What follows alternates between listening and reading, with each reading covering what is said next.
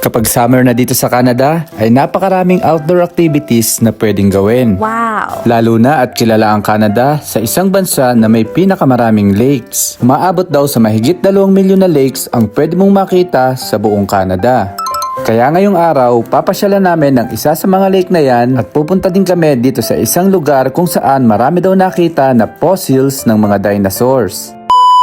Ngayong araw nga ay makakasama namin ang ilan sa mga content creators dito sa Alberta at babiyahe kami ng 2 oras mula dito sa Calgary papunta sa Brooks. Dito nga kami nakita-kita sa may McDonald's at siguradong kilala nyo yung mga kasama namin mga content creators dito. 2 oras nga ito magiging biyahe namin at kapag bumiyahe ka dito sa Alberta, pababa, halos nga mga farm at mga baka ang makikita mo. Dahil nga isa ang Alberta, Canada sa tinuturing na pinakamalaking supplier ng karning baka sa buong mundo. At ang isa nga sa pinakamalaking meat plant ay makikita dito sa Brooks, Alberta. Libo-libong mga Pilipino ang nakatira ngayon dito sa Brooks. At halos karamihan ng mga Pinoy dito ay nagtatrabaho sa JBS Meat Plant. Marami rin kami mga kaibigan dito at ilan nga dito ay etong si Paring Mike at si Maring Charlotte. Memorable sa amin tong Brooks, Alberta dahil dito namin nakuha ang aming residency. Sumunod lang nga kami dito sa may Kinbrook Island na kalapit lang ng Brooks, Alberta. Dahil nga ilan sa mga kaibigan namin ay nagka-camping na dito. Medyo mahangin nga nung punta namin pero okay lang, tuloy ang kasiyahan. Potluck na nga lang din ang nangyari kaya naman may daladalang kanya-kanyang pagkain ang bawat pamilya. Pero eto talaga yung inabangan ng lahat, yung dalang mangga ni Sis Susan. At heto naman yung dala namin, yung nilamig na hipon.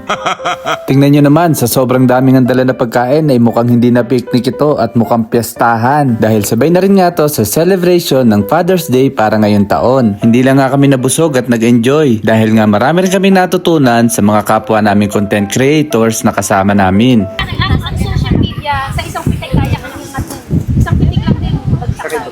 Kaya ano. Kasi bigla ka na lang kahamon. Ito yung favorite mo.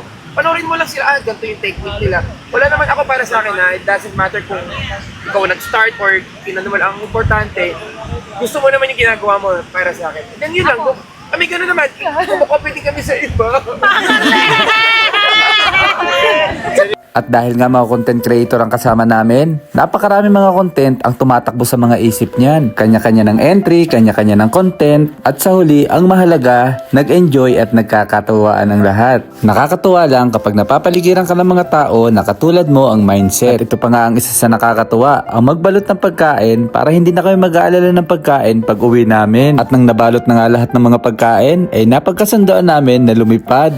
Mag-drive at pumunta sa isa pang lugar na malapit dito sa Brooks na talagang napakaganda. Mga 30 minutes nga mula sa Brooks, Alberta ay mararating mo itong Dinosaur Provincial Park. Isa ang Dinosaur Provincial Park sa UNESCO World Heritage Site na may isa sa may pinakamagandang Badlands at isa sa richest dinosaur fossils sa buong mundo. Nasa mahigit 500 significant fossil specimen daw ng dinosaur at 58 distinct dinosaur species ang nadiskubre dito na nabuhay pa noong 75 million years ago. Sa TV nga lang namin nakikita dati yung mga ganito kagagandang lugar. Kaya kung makakarating ka dito sa Alberta, isama mo na ito sa bucket list mo. So hanggang dito na lang muna. God bless everyone. Hanggang sa muli.